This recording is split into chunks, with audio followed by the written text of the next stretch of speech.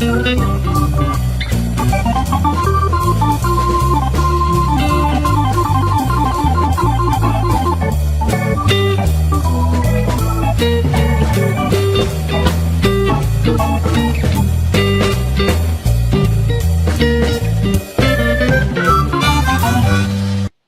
and gentlemen, welcome to the Darkstone Dossiers with your host, Anthony Darkstone.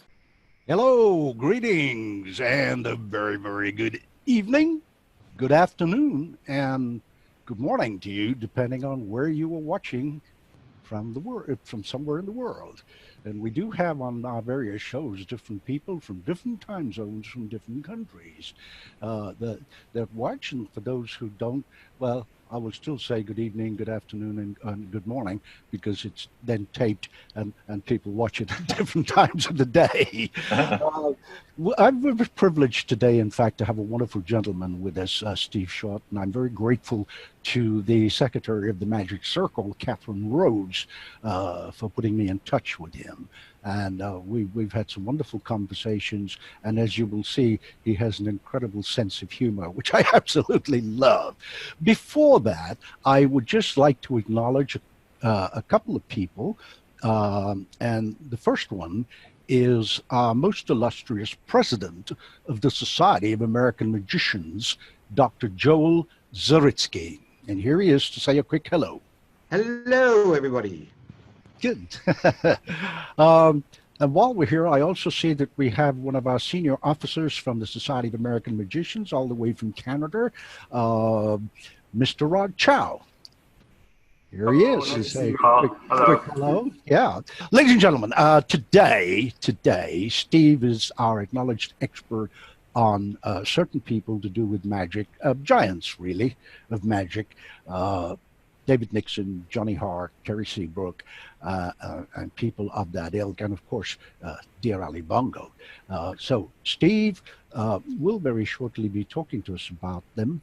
And why is Steve an eminent expert on it? Because he's done a lot of research and written some books on these people. So who better than to get the author himself to tell us about it? Before we do that, I appreciate there may be people watching who go, David Nixon, who's that? I'm not saying he's unknown in the U.S. and other parts, but I'm saying he is perhaps not as well known as he was, shall we say, in Britain, the U.K., and other places. So I think probably the best way of doing that is to show you a little clip, which I will ask Joel for in a minute. And as you watch it, I want you to remember something. This clip was done, gosh, at least 30 years ago, maybe even longer. And the technology then was not what it is now. And one of the major consultants on all of David Nixon's television shows was dear Ali Bongo. And if you don't know who that is, I suggest you stop performing magic and go find out, then come back and perform. So I think really, better than mine, please, when you watch this clip, it really is astounding when you consider how long ago this was. So I will now ask Joel if he'd be kind enough to play the clip of David Nixon. What kept you? Oh, don't muck about. Do I look all right? Oh, you look lovely. Good. Positively radiant. Yeah. What's this about you having some beautiful birds on the show tonight? You mean Norman Barrett's budgerigar? Oh, them. Oh, yeah, I saw them in the makeup room when I went to get you combed just now. And I've got Anita Harris, of course, back. Oh, of course, she's always lovely, isn't she? Yeah. The only thing is she won't believe it's really magic that I do. She thinks it's tricks. Oh, no. You astonish me. You don't happen to have a little miracle I could really... David, have I ever let you down? Of course lately, no. For you. If I could borrow your handkerchief, I'll show you how it works. What, this one? This one, yeah. Okay, thank you. Yeah. Well, all you do is you take this handkerchief, and you tie a simple knot in it, like this. Yes. And then you say the magic words. Now, these are rather special magic words, David, and they're very exclusive. I've never said them out loud before. Couldn't you tell me? Well, I'll do it for you. Just this one. Yeah. Don't tell anybody. Yes. The words are Hewish Episcopi. Get away. And the handkerchief unties itself like that, you see. Fantastic. Could I do that? You try that one. Here you are. I'd love to. Oh, thank you. That's it. On the set, please. I'm on. Yeah. What were those words? Episcopal. Jewish Episcopal. Thanks very much. And David, yeah, good luck. Thanks, mate. Bye now. Wow. You see what I mean? From all those years ago, there was no real, technology like we have now. Well, I think the time has come for me now to introduce our wonderful guest, and he will kind of more or less take it from here, and I'll nudge him from time to time. I probably won't need to do a lot of that because he really is an expert on these people that I've mentioned before. So, ladies and gentlemen, please give a warm welcome, visually or like that, or by the hand clap from Zoom using one of the reactions, to Mr. Steve Short. Even. Stephen, okay, Mr. Stephen Short. Yes, take two. Nice to see you all. Nice to see you too. I'm glad you're here. Yes. Well, that clip was using what we know now known as green screen, or chroma key as it was in those days. And Ali Bongo told me that would take like a whole day to sort out, whereas now that would all be done with a flip of a switch in about 2 seconds. Quite astonishing when you consider, how long ago that was done, because he did make a lot of inroads on his TV shows, didn't he, Steve? With a lot of things. Yeah. He certainly did. I've been a professional magician now, believe it or not, for 45 years. I know what you're thinking. You're thinking, how could a 1-year-old be doing magic? And yes. So I've never had a proper job in my life, which is nice. And I've worked at most of the major theatres around the country, been on the cruise ships, done close-up magic, and of course my sort of part-time occupation hobby is writing magic books. The first one was with the wonderful Eddie Dawes with the David Nixon book, and Eddie was, believe it or not, 95 years old on the 6th of July, just a few days ago, and very pleased to see that he was on the front cover of the Magic Circular. And we were very pleased to, when the Nixon book came out about 10 years ago, we were very pleased to receive the, you can see that, the John Neville Masculine Award for Literature. So we're very pleased to win that. Excellent. Congratulations on behalf of everybody. Thank you. Yeah. That's my only claim to fame, really. So this is the actual book, and there's about 200 photographs each book. Can you see those okay? Yes, that's okay. If anybody wants to see them properly, they can get in touch with you and buy the book.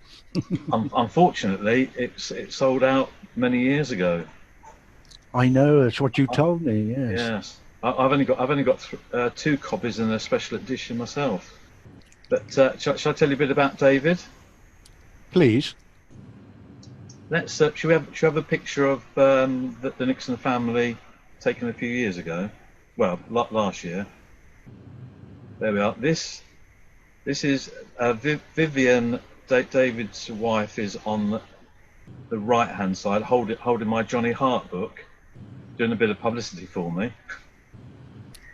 And Mandy is sitting next to me, David's daughter Mandy, and on the far left is my wonderful wife Carla, and this is us all having afternoon tea at the Grand Theatre, Grand Hotel in Eastbourne, and it was during the IBM British Ring Convention last year. So I invited them down, and we had afternoon tea. We had a good chat. So that's the Vivian and Mandy, and we soon made the cakes and sandwiches disappear in a flash. So thank you for that photograph. And so I gave Vivian the Johnny Hart book, and surprise, she had a few little presents for me. One of them was this. She had a whole bag of gifts for me. Oh, wow. This is the card that David was presented when he appeared at the Royal Variety Performance in 1978. So, sorry to interrupt you just for a second, Steve. I just want to explain for some of our friends who may not know what that is. The Royal Variety Performance is held at the London Palladium, or was held at the London Palladium, and really, really top acts from both sides of the Atlantic were, invited to take part. So just to fill in that little background. Yeah, but there's the certificate as well, all signed. So that was quite. That was his second appearance, and also I had the programme. Again, Royal Performance, 1978, and also in this particular show was a young gentleman, Mr. Daniels, Paul Daniels, and he was just about to sort of start his career, and David Nixon on that particular show wasn't actually doing any of his act. He was just doing like a little walk-on spots with some other famous people. They just walked on the stage and waved, and then walked off. But Paul Daniels was booked to do his act, and David was very ill at the time. And Paul Daniels knocked on David's dressing room door and said, "Well, I'm the new sort of magician, and I hope I'm not sort of taking the limelight away from you." And David Nixon said to him, "Yes, well, I've had my time, now it's yours." And then sadly 2 weeks later David had passed away. But he was born, as I say, David would be 100 this year, if he were alive. And his actual name was David Porter Nixon, and he was born on the 29th of December 1919 in London. And his father was a lawyer, but was an amateur magician, and he would teach David the multiplying billiard balls and sort of simple tricks like that. What triggered his imagination off really was a book by Stanley Collins called Deceptive Conceptions in Magic, and he also received the Ernest Schule magic set from his auntie Gertie from number 30. I made them 30 bit up, but it was his auntie Gertie. And when he was a youngster, his dad, David's dad, would take him to masculine and advanced shows in London, where he would see all the illusions. And the illusion that triggered his imagination off was the dizzy limit, which it had different names, but it's where the girl goes into a net, is raised up, and a big flash, and the net unfolds, and the girl has disappeared. And David Nixon bought the rights from the Davenports, who owned the rights to use that illusion. But David had a job at Henley Telegraph Works in London. It wasn't a fascinating job, but he was delighted when he found out that the factory had a concert party. So he joined the concert party and sort of started doing shows.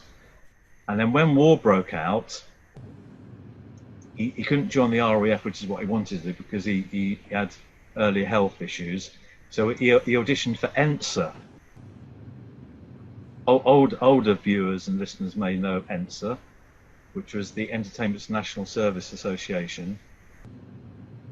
Some rather cruelly called it Every Night Something Awful. And that's where David learnt to have a compact act. Obviously you couldn't cart around big illusions and boxes, so he'd work with cards and silk handkerchiefs and ropes and things like that. When we did the research, we discovered 30-40 letters that he'd typewritten to his parents back home. And it was quite an interesting story, not necessarily about magic and entertainment, but about how the war was coming along. And during the time he was in ENSA, entertaining the troops, he came across another entertainer, another magician called Ned Williams, who you may know as Robert Harbin. And then when he finished joining the army, he started doing summer shows and things like that.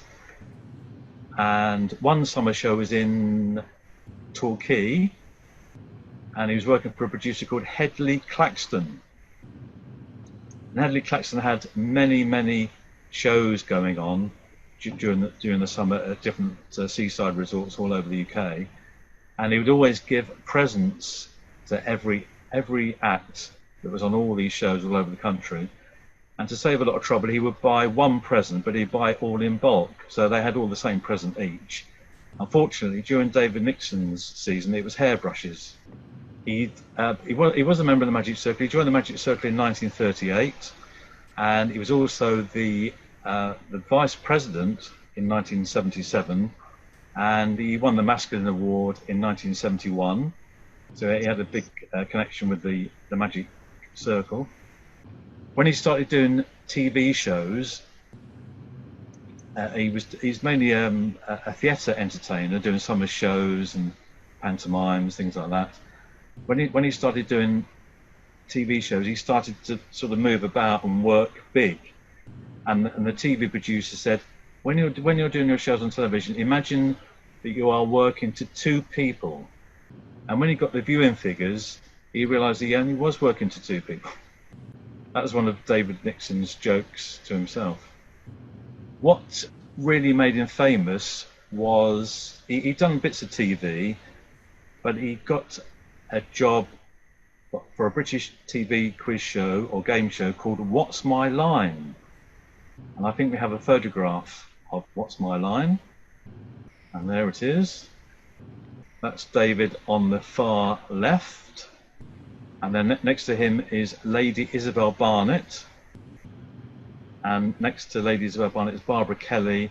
And next to them at the end is Gilbert Harding. They're on the panel. And the idea was, for those who don't know the program, What's My Line, it started off as an American TV show. And the idea was that a member of the general public with usually an unusual occupation would come on and mime what they did for a living. And the panel had to ask a question with a sort of a yes or no answer from the contestant to try and work out what the job was of the guest. Eamon Andrews was the chairman, but they had very unusual occupations.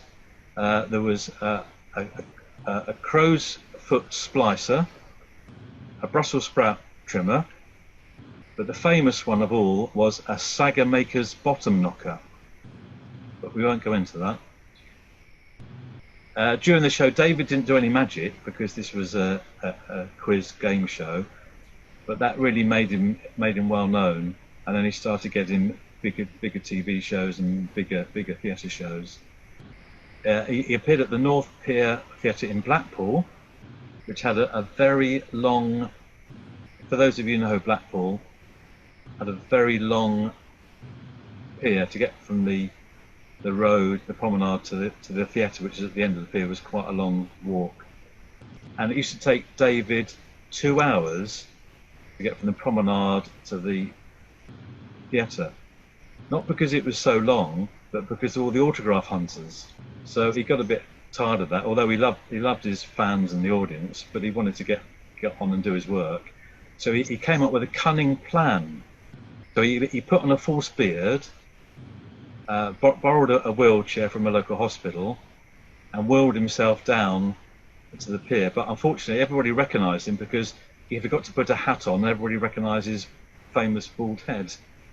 So What's My Line really made him famous.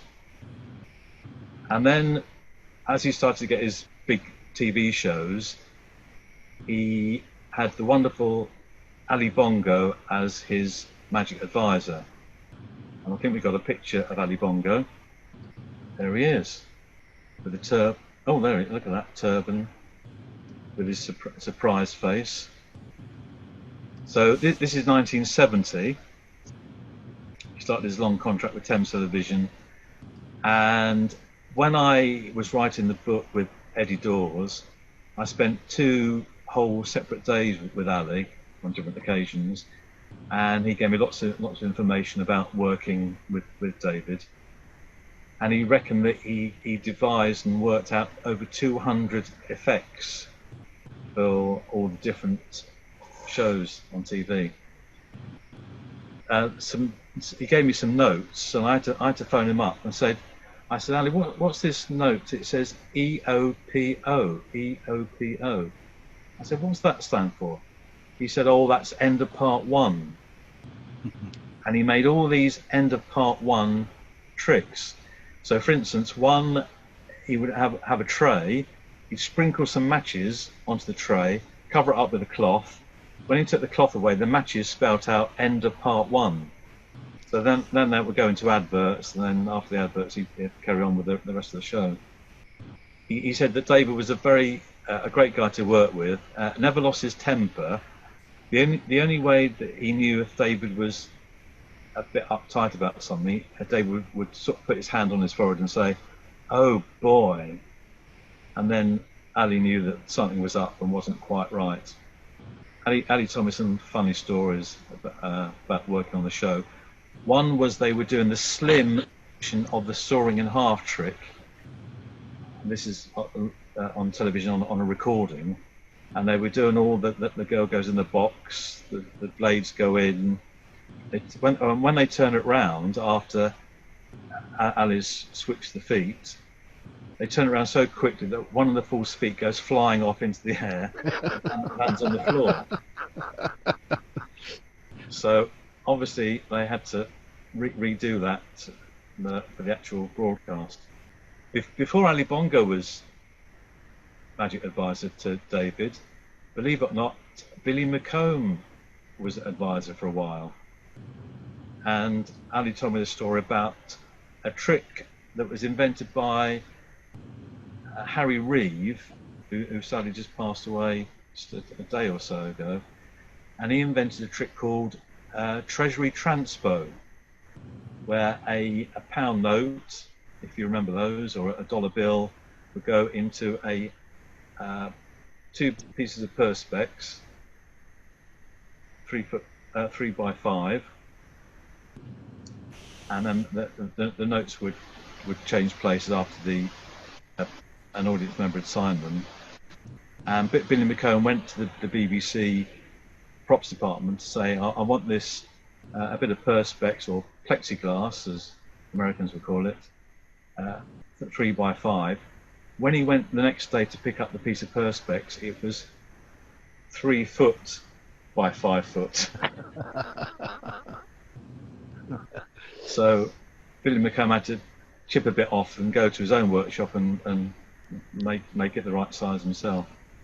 Some viewers here on this meeting will know a program called Dad's Army, and one of the characters in Dad's Army was Clive Dunn, who played the part of Corporal Jones, and he was invited onto the show to playing the part of Corporal Jones.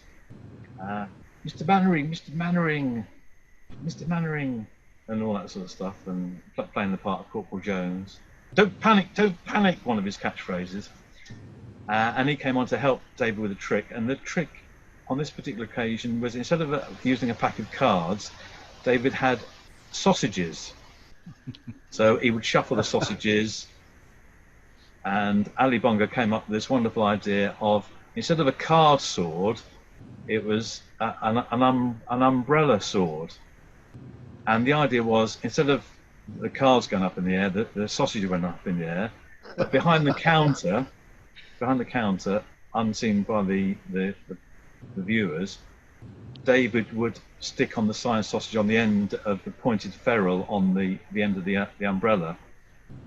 The thing was, when Clive Dunn threw the sausage up in the air and David put the umbrella up in the air, he caught 2 more sausages on the end of the umbrella.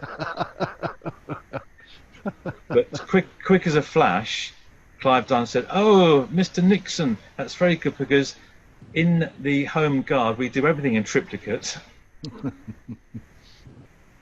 So he made a quick quip of that. And what other stories are there? Oh, there's a lovely story when they were in China doing a show, and Vivian Nixon, David's wife, Ali Bongo, they all went out to do these shows in China, and they stayed in the same hotel. And as they were going, Ali Bongo went off to bed early, and David and Vivian stayed up a bit later. and they passed Ali Bongo's door, and on the door handle, Ali Bongo had put his breakfast requirements. And Ali was quite a healthy eater, and he just ticked orange juice and a cup of tea. And Vivian said to David, "Shall we?" And Vivian got a pen out and ticked every single box. And the following day, they said, "Oh, Ali, do you want to come out for lunch with us?" And Ali said, "No, I can't. I've had this great big breakfast." So that's the lovely Ali Bongo. We've got a picture of Terry Seabrook. There it is. There's Terry Seabrook with the glasses. I think a lot of international viewers here today will know Terry Seabrook. Absolutely. He's the one with the glasses. Sorry, Steve. Can I Yeah. just say that? For many, many years in our publication for the Society of American Magicians, which is called MUM, which is an acronym for Magic, Unity, Might, Terry had a column for many, many years in there, and he would always finish it with one sentence or phrase called "break a thread." He's actually reasonably well known in the US and has been to SAM conventions and so on. So, yeah, I just thought I'd mention that, considering, we are a Society of American Magicians production here. So, yes, sorry to cut across, just a little bit of information. Anthony, do you know where they're standing in front of? Do you know what? It looks so familiar, and I can't for the life of me think where it is. I'm going to guess part of the castle, I think. Correct. Ah, okay. You've won a free prize. Thank you. I'll put the tea bag in the post to you. Thank you so much. So this is towards the end of David's life, because you can see looks a bit gaunt in that photograph. Next to David is his daughter Mandy, and the other side of David is comedian Joe Baker. So Terry Seabrook was working at the castle, doing his shows, and David knew he was very ill, and he wanted to take Mandy to Disney. And so they went over to see Terry at the Magic Castle, and Terry said, "Oh, don't bother about hiring a car. I'll take you in my car, and we all go to Disney together." And so they're walking around, going on the rides and having lots of fun. And Mandy said to her dad, "Isn't this wonderful, Dad? There's nobody here to pester you," because he was virtually completely unknown in America. And David said, "Hang on a minute, I think you've spoken too soon." And the whole crowd of people came over to the three of them, completely ignored David, and said to Terry, "You were great last night at the Magic Castle." So they had a great time. I've got a picture, but I got to know Terry quite well. I got a picture with Terry. That's Terry with the glasses. As you can see by my photograph, that was during my cake eating days. But now I've lost a bit of weight. So that was Terry. And I went to visit Terry when he was ill in hospital on his last days, and we were talking about writing the Billy McComb book. Sadly, he passed away, and then I think somebody else has now written a book about Billy McComb, which came out a few years ago. Terry was absolutely lovely. I do have a photograph. I'm not going to show it. I'm not going to put it on Facebook or anywhere else. It was in New Orleans after the SAM convention in New Orleans. Gary Hughes at the time was either president or just finished being president. And we're at his home in the swimming pool, and there was Terry standing up in the swimming pool smoking his famous pipe. Standing in the swimming pool smoking his pipe. He was indeed a character. He was. So he was great.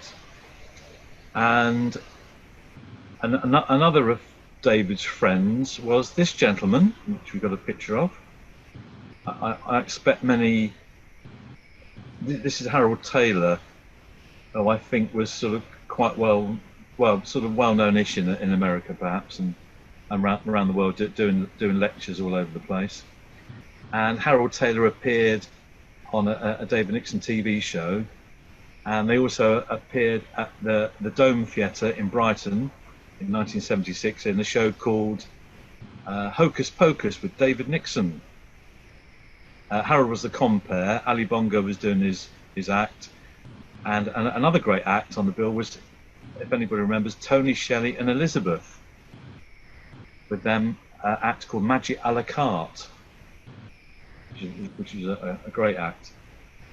So that's Harold Taylor. They used to call him Three Tricks Taylor because he allegedly made a whole career out of doing three tricks. It's not quite true, but Three Tricks Taylor. So that's Harold and David together. There we go.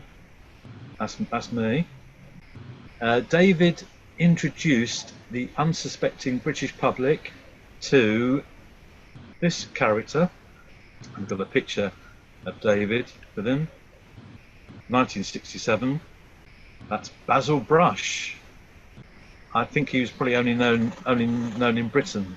There he is. So 1967, he's on a show called Now for Nixon, and the puppet was created by a guy called Peter Firmin, and the operator was a Welsh actor called Ivan Owen, and he would sit under the counter, a bit like Ali Bongo during the David Nixon shows, and Ivan Owen would be operating the mouth movement and the tail, and he did the voice as well. Boom, boom, and have a very distinctive laugh. Ah, ah, ah. And he'd call him Mr. Nixon. Now, Mr. Nixon, what are we going to do now? And Ivan Owen based the voice on the character actor called Terry Thomas. There's a bit sort of, hello, Mr. Nixon, and all that sort of stuff. And they would do tricks together, and they would appear in summer shows, pantomimes, all over the place. The thing was that Ivan Owen was not reclusive, but he didn't want anybody to know who he was. The next picture is a very rare photograph of Ivan Owen. There he is. That's Ivan Owen holding Basil, and he didn't want the press or television or newspapers to find out his identity, because he said it would spoil the illusion if they knew who the operator was. So he could walk around the street and nobody have the faintest idea who he was. And Ali Bongo said that the puppet was absolutely completely threadbare, all held together with gaffer tape and all into bits. He did have another Basil made, a brand new one, and he tried it out once or twice, but he said it wasn't Basil, so he never used the new one, and he always used to use which puppeteers would know. He got attached to the original one. One story was when during the summer season, Ivan Owen and Mandy and David Nixon went out for a meal, and of course nobody knew who Ivan Owen was, until he started laughing in his Basil Brush laugh, and everybody turned around and knew exactly who he was. So he made Basil famous, really. And Ivan Owen did say to David, would you be interested in coming in on the Basil Brush enterprise? Because he made an absolute fortune from toy shop sales and comic annuals and what have you. And David said, "Oh no, that's your business." He may have regretted it, because Ivan Owen died a multi-millionaire. Now, another regular on the Nixon show was the wonderful actress and singer Anita Harris, and we have a picture of Anita coming up. She was a regular on the show. There she is, being sawn in half. And in 1975, she appeared in every edition of Series 3. So as well as singing, she would be sawn in half here, and finished, and even zigzagged on one occasion. So she appeared in many of the shows. In the 70s, the magicians as guests, David would have many singers and comedians at the time. This is, I guess, all well known, and he would also have at least one magician on every show. And I was in the back of the Nixon book. Ali Bongo gave us the list of every act that was ever in the show. He also gave me copies of every single trick that David did, and they were all categorized: liquid tricks, card tricks. But how about that, eh?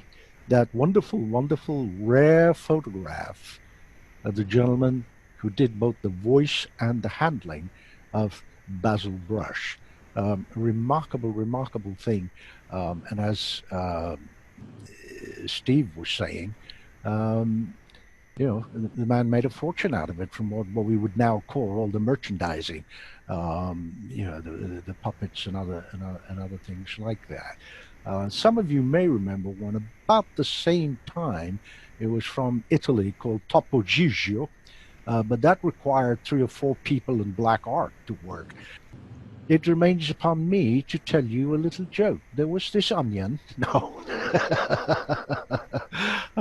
So I shall do my best to keep you amused, and perhaps you know, chat about a little bit about the foregoing of what Steve was talking about, the TV series, the beginning of how when David was young, if I can reiterate, and how he sort of got into magic, and then basically quite an accolade for anybody to be invited to perform on a Royal Command performance, which was, if my memory serves, always at the London Palladium. Have we got an early photograph of David, an early publicity portrait of him? So this is a publicity photograph of David Nixon. So imagine this is just the start of my talk, because when I do my live talks, this always gets a big laugh. So this is David with his publicity photograph, but could you imagine that when he was a toddler, he looked like this?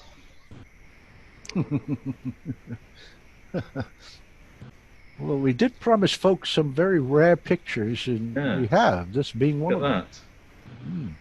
Who'd have thought it? Yeah. So now we go there. So there's David, and there's David when he was 2 or 3 or something like that. So we've done Terry Seabrook. We've done Anita Harris. We've talked about Anita Harris, have we? We have, where she was being sawn in half with an electric saw. Sawn in half. Yes. I did the sawing the woman in half, and I used to practice at home. Now I've got 2 half sisters. As Basil would say, boom, boom. The girl I used to saw in half has now happily retired in Birmingham and Blackpool. A softer boom, boom. Yeah, they get worse. I know. I was talking about Ali Bongo's comprehensive list, wasn't I? Yes. And he wrote this wonderful list of all the tricks that David did, all the guest stars, so we could compile it in the index of the book. We could compile a nice, interesting contribution to who was on the show. But the magicians read like a who's who. Al Coran, Robert Harbin, Alan Shaxson, Ken Brooke, Fred Capps, Colin Rose with his wonderful fire act, the sadly missed, recently deceased Norm Nielsen with his floating violin, Pierre Brahma, Al Carthy, one of my favourite acts, Professor Al Carthy, the wonderful robot act, Finn John with his floating ball, also recently sadly passed away, Marvin Roy and Carroll were on the David Nixon show. Pat Page appeared. Paul Daniels, before he became really well known, appeared on one of the TV shows, and the Morettis as well. That was just a few that I picked out from the book. So it was a bit like a who's who. The guest magicians that he had. Yes, sadly, as you say, Steve, 1961, David gave the award. You're doing good. We've got a picture here. Still here. We've got a picture of David given an award. So this is David Nixon giving the award to the first Young Magician of the Year in 1961, Johnny Hart. And Johnny told me while I was writing Johnny Hart's biography that when David gave him the award, he said, "Johnny, be careful. The base has just become loose on the award." So this is that's Johnny Hart, first Young Magician of the Year, aged 17 years, and this is the Johnny Hart book, which came out last year. Lots of colour photographs, all about his wonderful life and career. Now, is that available from you, Steve, or have you still only got 2 copies of that as well? The hard copy is sold out, but I do have on the johnnyhartbook.com website the ebook, Johnny Hart ebook. Okay. So have a look on the website for that. Now we've got a picture of David with Eamon Andrews. This is an American TV show transferred to the British TV shows called This Is Your Life, and it was filmed, the catch as they call it, was filmed at the Magic Circle headquarters in London, Cheney Mews. There's the picture. And the trick was, this is 1973, 26th of December, and Ali Bongo devised this trick where Eamon Andrews would be switched in a Santa sack with an actress called Penny Meredith, who appeared on many of the shows. The trick went on a bit longer than Eamon thought, and he ended up trussed in this sack, almost unable to breathe. And eventually he popped out of the sack, completely breathless, to utter the words, "David Nixon, Master of Magic and all-round entertainer, this is your life." And it was quite a surprise to David. And then he got whisked off to the studios where all the chairs were put out and all the guests would come on. And Ali Bongo came on, David's family, Anita Harris. Basil Brush came on a counter, and they opened the curtains. Basil Brush was there, and Basil Brush invited David to come up to the counter to do a balloon trick. And luckily David remembered. The script was written so that Basil Brush gave David all the cues, so he knew exactly what the trick was. And David went into it. Although he was in a state of shock, being on This Is Your Life, he managed to get through the trick with Basil, which is quite amazing. And his 2 colleagues from the quiz show, What's My Line, Isabel Barnett and Barbara Kelly were on, and also Tommy Cooper and Norman Wisdom, as well as Robert Harbin came on and said a few words.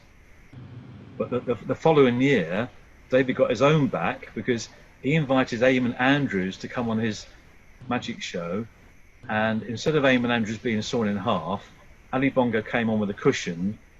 David Nixon whipped the cloth away was the red book, and David Nixon said to Eamon Andrews, "This is your life." So he got his own back. So I went to meet Vivian, and on this table was 6 foot long, perhaps, big mahogany table, and you couldn't see the table because it was about 6 inches high of programs, photographs, memorabilia. Absolutely wonderful. We got over 200 photographs for the book, and wow, the duplicates all didn't work for the book. So that was good. And amongst all the bits and pieces, we found a couple of pages that David had typed out with his experience of being on This Is Your Life. And he put the heading, "The Surprise of My Life." And it was a week later, and he explained how he felt about the experience, thinking, "I can't believe my wife kept this a secret from me," all this time, because he had all these mysterious phone calls from the researchers to speak to Vivian. And then they went to a planning meeting with Ali and the TV producer to do the segment where Eamon came out the sack. And of course he realised that he was the only person that wasn't in on it with the real plan. And on the way to the studio, he went in the car with Eamon, And he said to Eamon, "Oh, tell me what's who's going to be on." He said, "No, I'm not going to tell you. It's going to be a lovely surprise." But he wasn't. He was interested in magic to a certain extent, but he wasn't a magic mad. And he had a few magician friends. But when he got home, he had many hobbies. He was a very good chess player. In fact, he did a TV series called Checkmate, and he also liked photography. He had a boat which he'd go on, and he was a bit of a musician. He played the double bass when he was a youngster. So he had lots of hobbies to keep him occupied outside of magic and entertainment. Now, so that's This Is Your Life. As I said, he'd be 100 this year. But I think the secret of David's success was his personality. He had great to charm, instantly likable, and he treated all his volunteers with great care and charm. And it wasn't the tricks which he liked; it was him. And of course, he had a great team behind him. He had his script writers. Royston Mayo, who was his TV producer, actually called him the father of TV magic. And Ali Bongo creating all the effects for David. And George Martin, who was his friend, was his script writer. And George Martin was also, not to be confused with the Beatles' George Martin. This is George Martin, the casual comedian, as he was called. And George Martin also wrote the scripts to the Basil Brush shows when he was with David, or even when Basil had his own TV shows. Something else I forgot to show you, which I got from Vivian in her little bag of goodies, was this. And it's a handkerchief, a pocket handkerchief, stolen from David Nixon. And David would give these out as presents to fans and friends and what have you. Also, the tie I'm wearing was a gift. This is David's tie that Vivian gave me. Many years ago, on eBay, I bought the David Nixon magic box, and he had a membership card. And I wonder if anyone knows who this magician is. But the trouble was, all the tricks inside here didn't have any instructions. There was no instructions at all. So I took them to the Magic Circle one day with me and asked Ali Bongo what they were, and he went through them all and told me exactly what each trick was. What else would you like to know, Anthony? I think I've gone through all my... You have indeed. I mean, goodness, you managed to do that. I have. I know you and I have talked about it, and I said I'll get round to it. Well, I did get round to it, and Joel actually braved the traffic in New York to go from one end to the other to come here and manage to do this. So I have a little surprise for you. Speaking of rare photographs, so speaking of the Magic Circle and Ali Bongo, I'm going to ask, and yes, I am going to send you these photographs, Steve.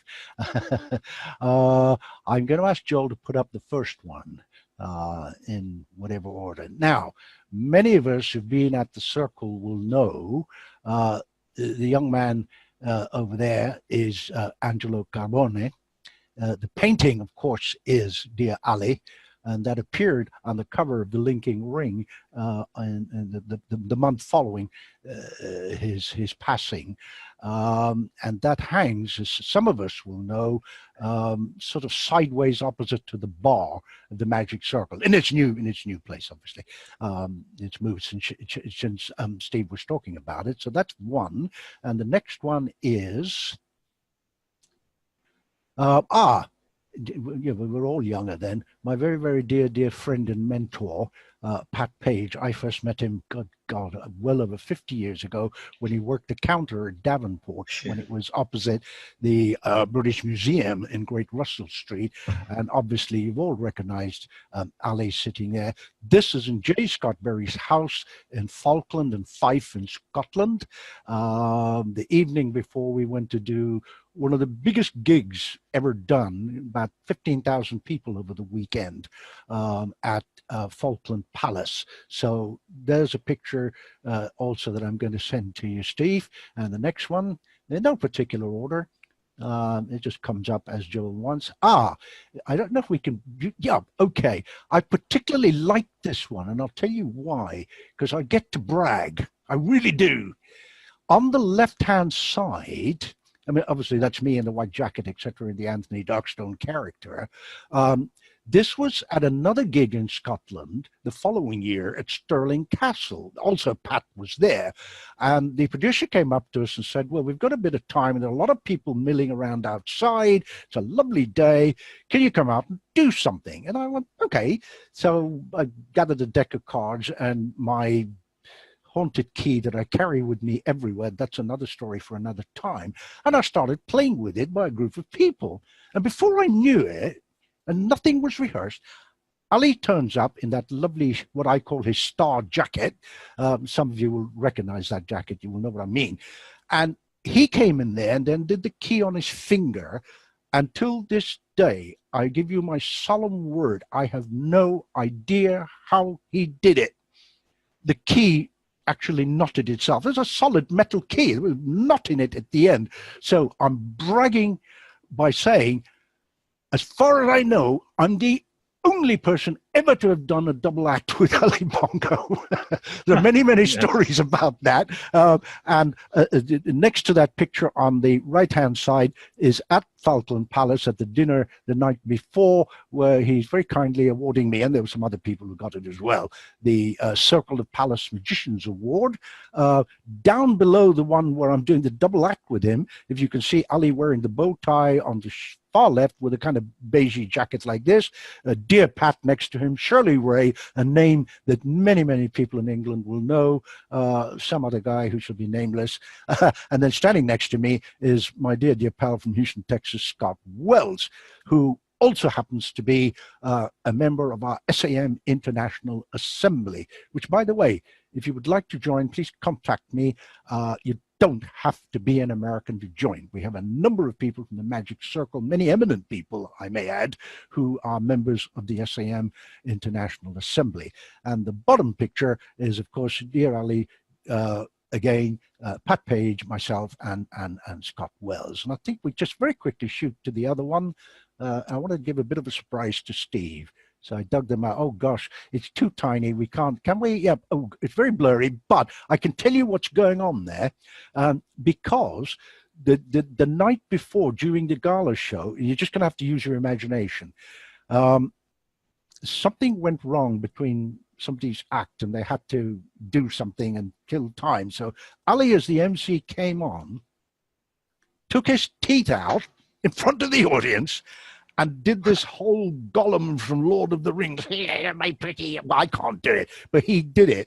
And then we were outside milling around the next day, and somebody came up and said, could you do your Gollum thing again? So Ali, being dear Ali, just took his teeth out for this person and just did the Gollum, my pretty, and he did the whole face.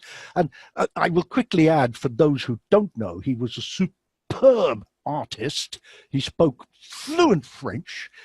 He was born in India. He's a direct descendant of the movie Braveheart, William Oliver Wallace, and that actually was his name. He won't mind us telling people that now. This is from a pal of mine called Mike Wilkie, who does a lot of cartoons, and if you read The Linking Ring, a lot of Mike Wilkie's magic-related cartoons appear there, and he did this of Ali, so I kind of got it, and I thought, you know what, I'll surprise Steve with that. And I'm not sure if we have another one, probably not. I can't recall. Yes, there he is, Ali, of course, being Ali.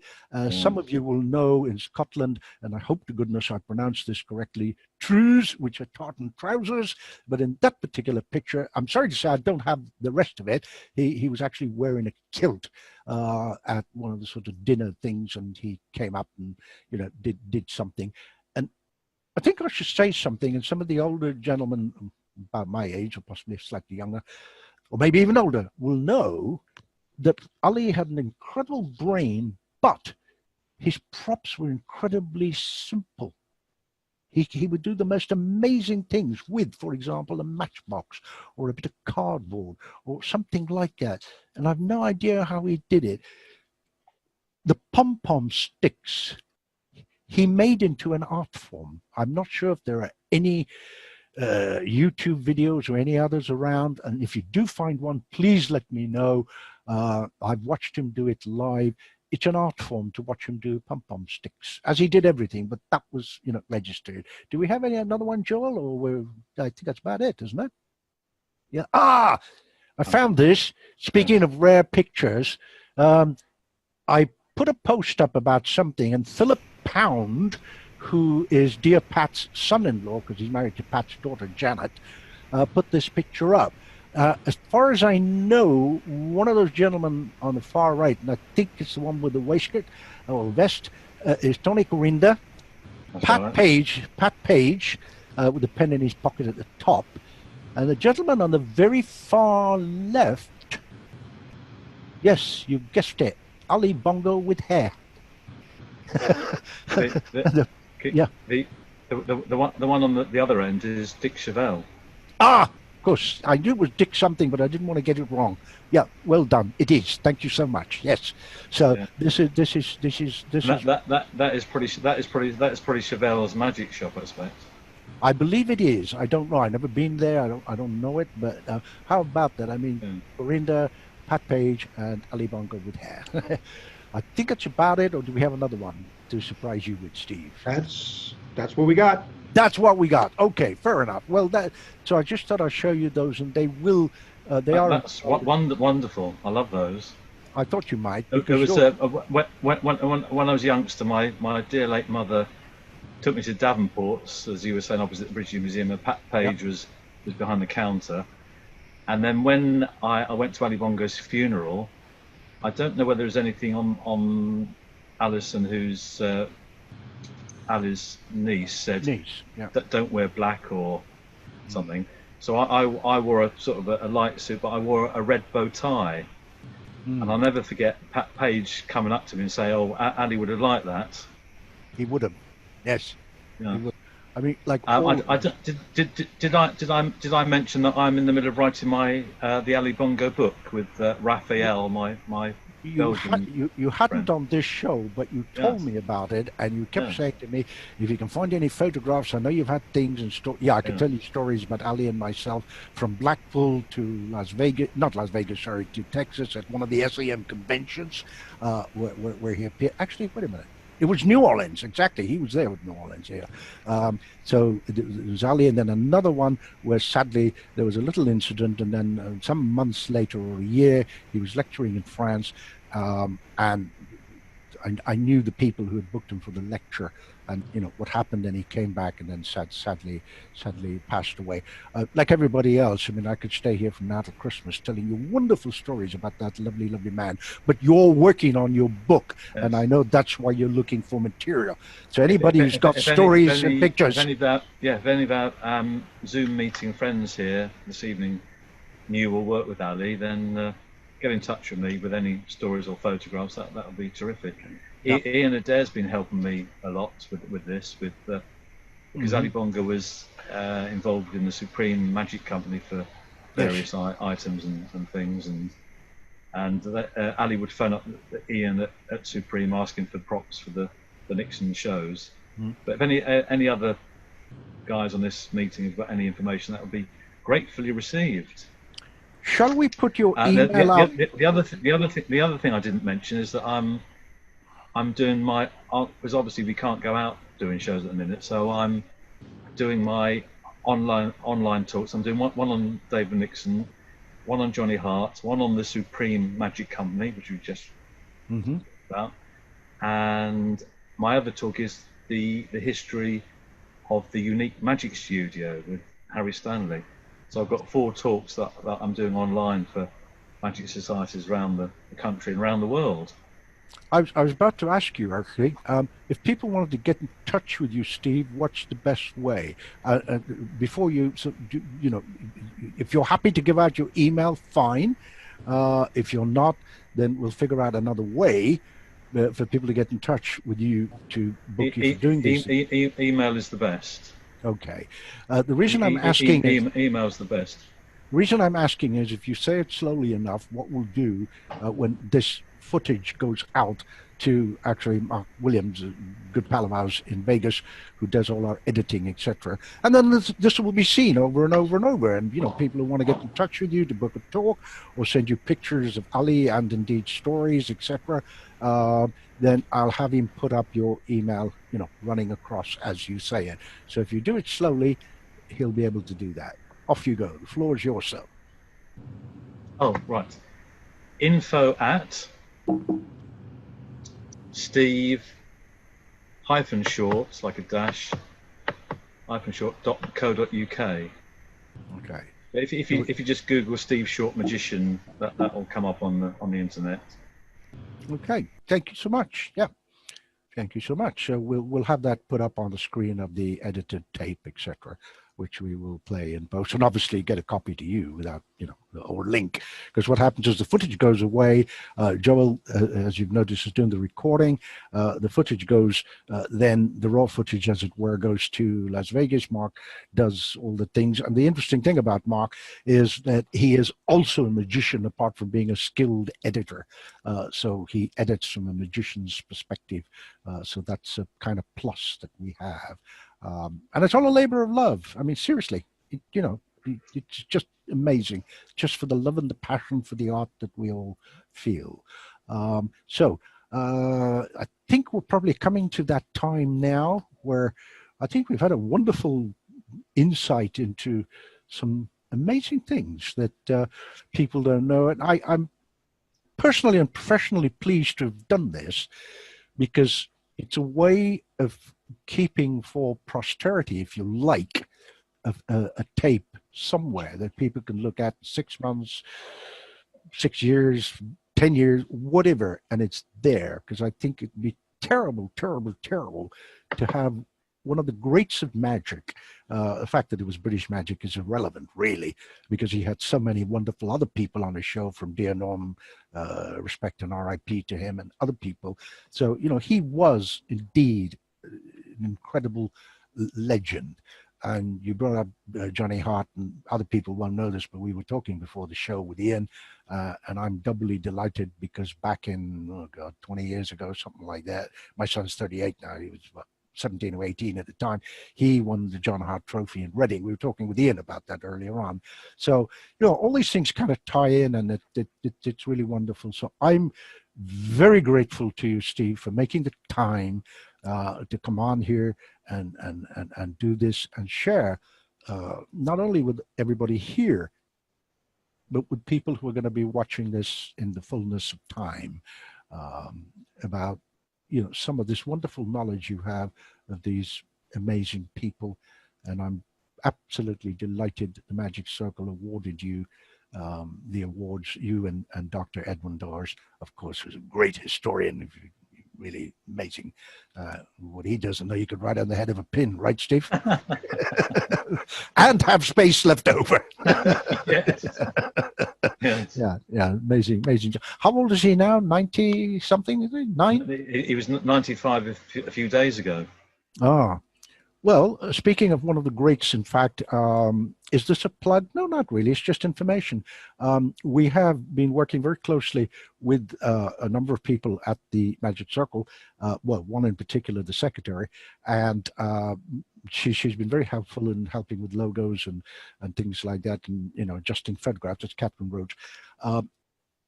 We have a special issue in August of MUM.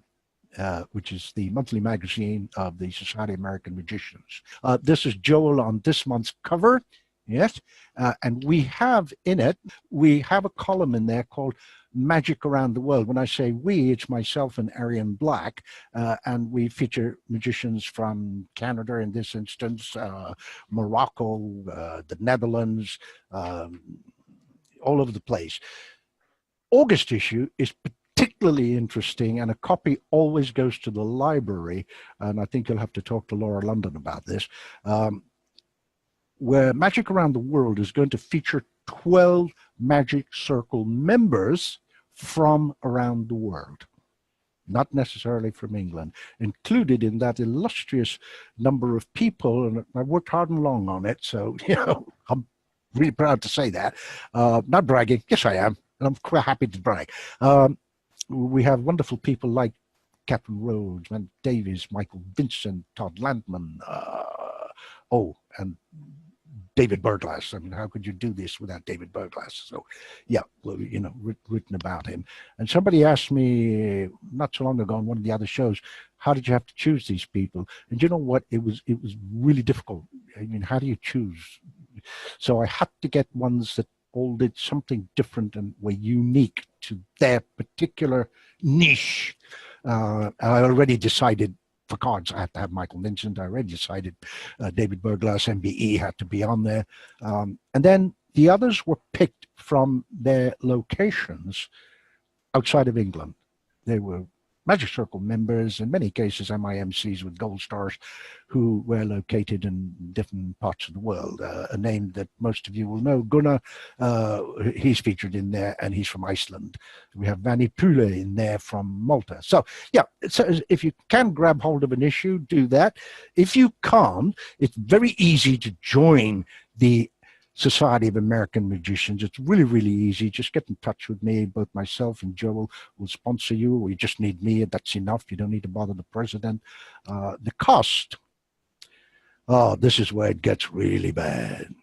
It's $55 a year, which as a crow flies in today's exchange rate, it's about £40, roughly, give or take. And there are all kinds of tons of advantages to that.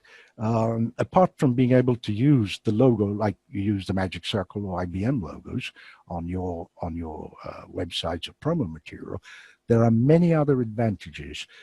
And I have here an expert on what kind of advantages you have, and I'm going to ask the expert to tell you. So Joel, our president, I call him Joel, it's fine. If you'd be kind enough to just very quickly say all the lovely things we get if you join the SAM. Well, you first get the MUM magazine, which is one of the premier magazines in the world.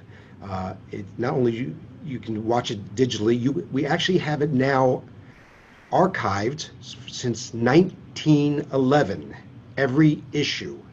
We also have it indexed, so you can look up every effect since 1911. That's a lot of magic there, folks. We also have a tremendous amount of videos, including Assembly V1.1's thousands of hours of materials and lecturers. We have the lecture series. We have the podcasts. We have sponsored events just like Darkstone Dossiers. We have Arian Black's Magic Kitchen. We have assemblies and conventions. It is one of the most amazing events to be a member of the SAM. The energy that we have here is phenomenal, and that's what we're looking for this year. So we love to have you. And passion. And passion, that's for sure.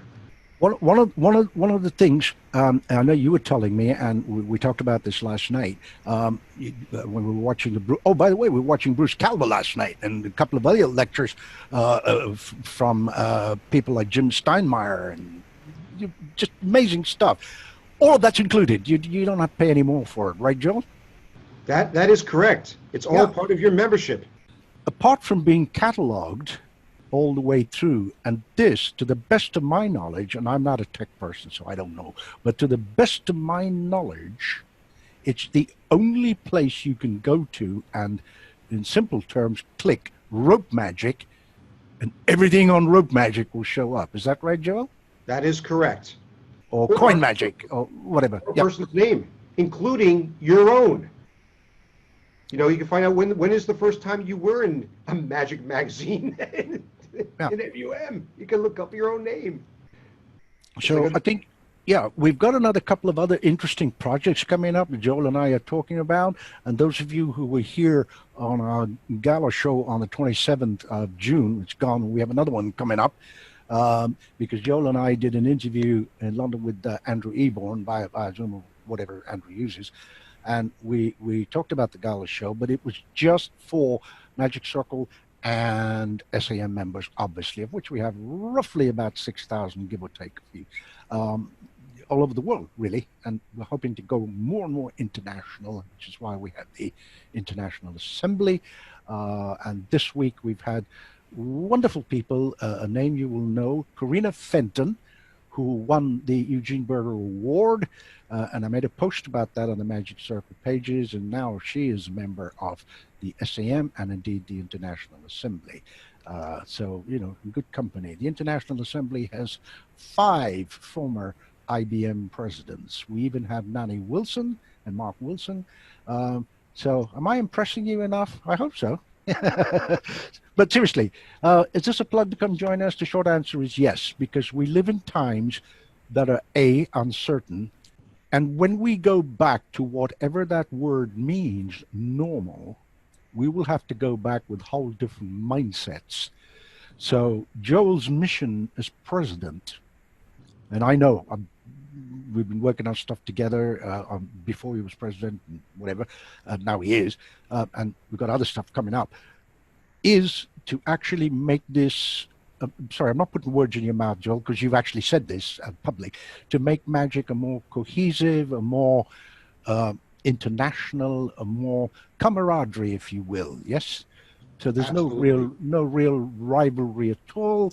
And thanks to the help of certain people who shall be nameless, Joel expressed an interest in joining the Magic Circle not that long ago.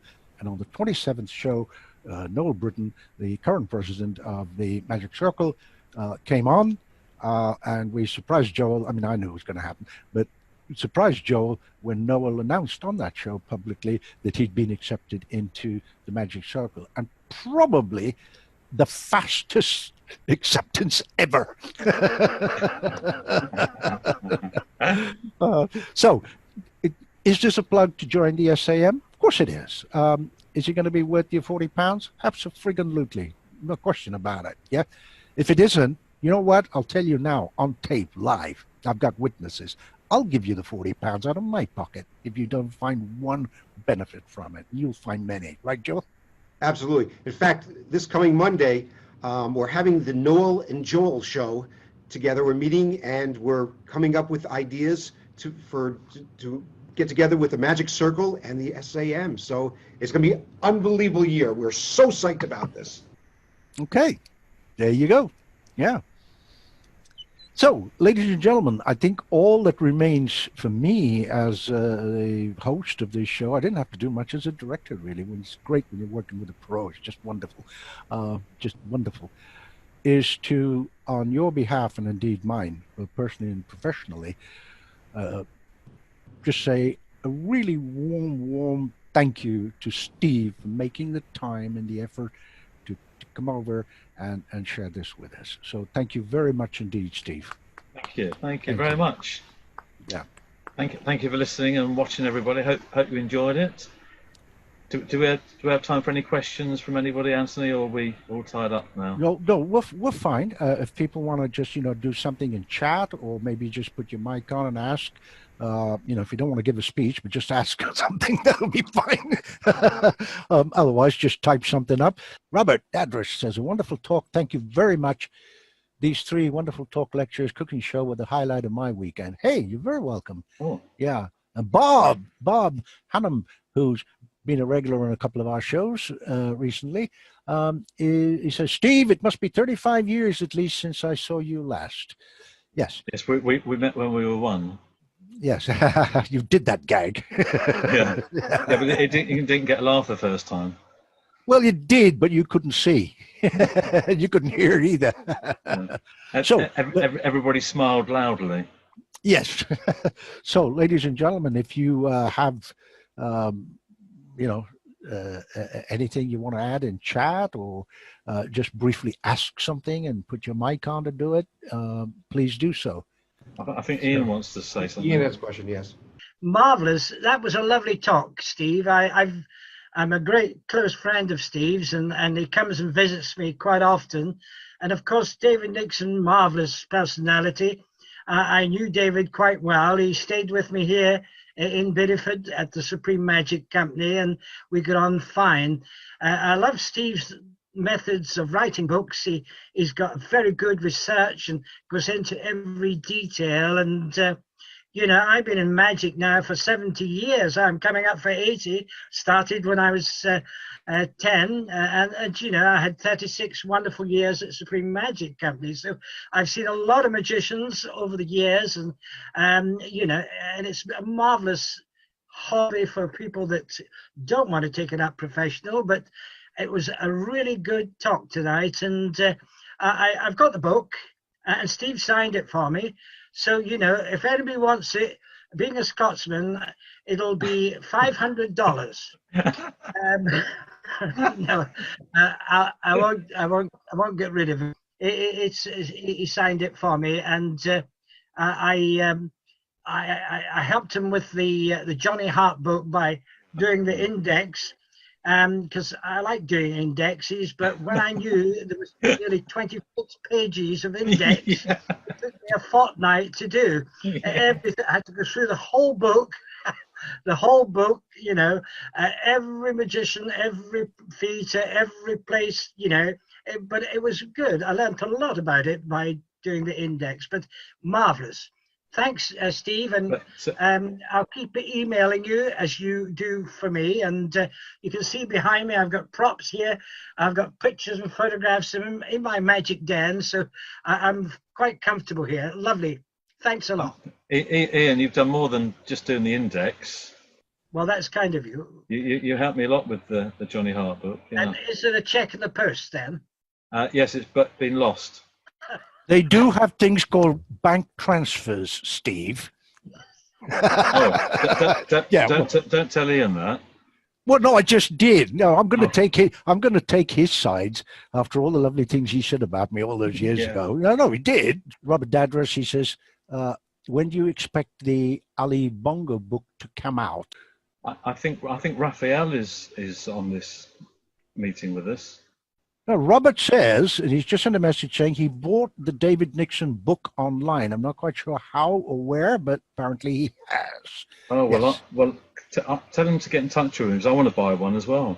Okay, get in touch. You've got Steve's email, so yeah. I did search around. I couldn't find any anywhere because they went out of print years ago. Yeah, okay. Nice one, Robert. Hopefully, to answer the other question, the Ali Bongo book, hopefully may be out at the end of this year, / beginning of next year, because obviously I've got nothing else to do apart from my wife's insisting on me painting and decorating the house. But I try and get out of that by writing the Ali Bongo book, so I can concentrate writing on the book, because the Johnny Hart book and the Nixon book were in between doing shows, and I was very busy doing shows at the time. But now there's no show, so hopefully the Bongo book should be out end of this year, beginning of next year.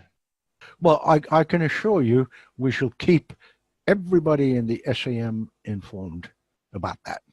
Good. Yes.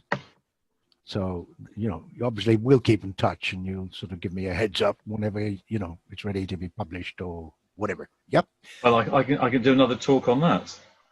Well, that sounds like a plan. We could do that. Why not? Yeah. I mean, my gosh, can you imagine a talk on Ali Bongo? Good grief. Yeah. Wow. Yeah. I don't know if anyone else was, Raphael was at the funeral, but I always say to everybody that Ali Bongo's was the best funeral I've ever been to, because Paul Daniels gave the most wonderful eulogy, and he started off with saying, William Oliver Wallace, his initials say it all. Wow. I do indeed. And Paul Daniels went on to do all the stories.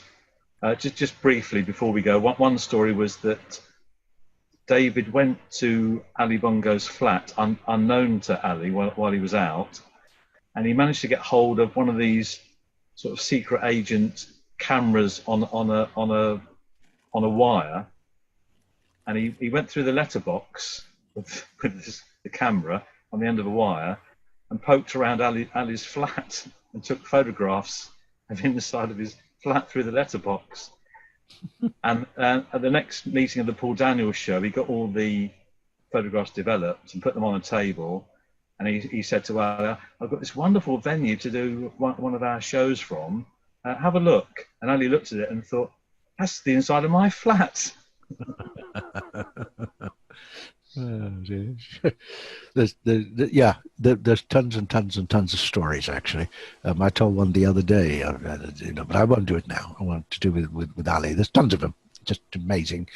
I mean, he and Terry Seabrook stayed up till about 4 a.m. in Blackpool with my son. I'm talking to my son because at the time I think he was about 17 and a half, 18, I can remember. Wait, 38 now, as I've told you. And he was a little bit miffed because something went wrong and nobody covered it. And they just took this young man to one side, sat there with him till 4 a.m. Terry gave up, but Ali sat there till my son had calmed down. And, this was the joy and the beauty of these lovely, lovely people, the likes of which I doubt if we will ever see again. So I think we're all very blessed to have known them and interacted with them both professionally and, socially as well. It's all good stuff for the book, I'm sure. Anybody else want to say a few words, or shall we kind of like call it a wrap? Thanks, Anthony, for inviting me. Oh, a great pleasure and an honor. Thank you for accepting and being here.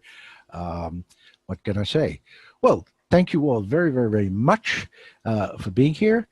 Thank you again to Steve. I know I've done this before, but, really, I think Ian's pretty much said it all, really. He's covered it beautifully and done everything in very much Steve Short style. So thank you, Steve. All remains for me is to wish you all a wonderful weekend. And I'm sure the same will come from our most illustrious president, Dr. Joel Zawitsky. And so I will bid you fond farewell and wish you a great weekend. And thank you all very much. Bye, everybody. Take it easy now. Thanks for coming.